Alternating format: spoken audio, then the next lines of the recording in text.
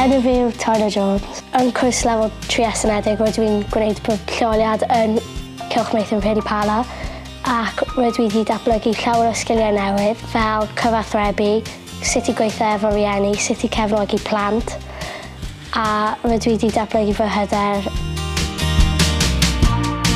Dwi wedi enwebu Tyler Jones o cwrs lefel 3 estynedig oherwydd y llwybr mae hi wedi cael dros y 2 blynedd diwethaf gyda fi. Dwi'n pleser i ddysgu hi pob wythnos. Mae hi'n dod mewn i pob gwerth yn hapus ac yn barod i dysgu. Oedd hi ddim yn cael llawer o hyder mewn ei hun yn o dechrau'r cwrs, ond nawr fi'n credu nawr mae hi wedi cael llen lleoliad a mae hi wedi cael canlyniadau arferchog yn y syniadau allanol hi. Mae hi'n dechrau credu bod hi'n gallu mynd yn bell yn y dyfodol sydd yn hyfryd i fi gweld fel tiwtor. Yn yr ysgol, rydw i wedi mwynhau gweithio efo pawb yn y dosbarth a fy tiwtor yn cefnogi fi'n rili dda. Mae'r gweithgareddau dwi'n hoffi wneud yn y lleoliad yn dda oherwydd mae'r plant yn hoffi nhw.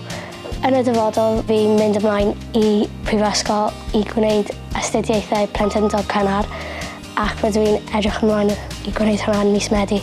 Mae hi'n heiddi hwnna oherwydd gyd o'r gwaith galed mae hi wedi gwneud dros y 2 blynedd diwethaf. Felly pob lwc Tyler yn y cystadleuaeth a chi'n heiddi'r ennill.